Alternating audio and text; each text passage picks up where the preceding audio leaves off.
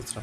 আচ্ছা আমরা কীভাবে ফলো করো, এখানে 2.2 এই যে 2.2 থাকলে এই ওয়ার্ডগুলোকে আমরা কীভাবে কী করব, নেগেটিভ করব। ওকে, তো এখানে আমাদের সাবজেক্ট ঠিক থাকবে, ভার্ব ঠিক থাকবে। এই যে টুর পরিবর্তে আমরা কী দেবো, সো, তারপরে উইক, টুর পরিবর্তে আমরা কী দেবো, দ্যাট।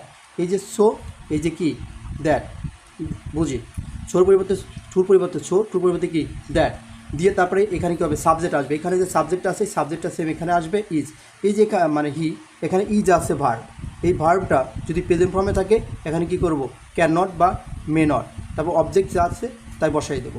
সেম হি ওয়াজ, এই টুর পরিবর্তে কী দেবো, সো। এবং আমি মার্ক করতেছি শুধুমাত্র বোঝানোর জন্য।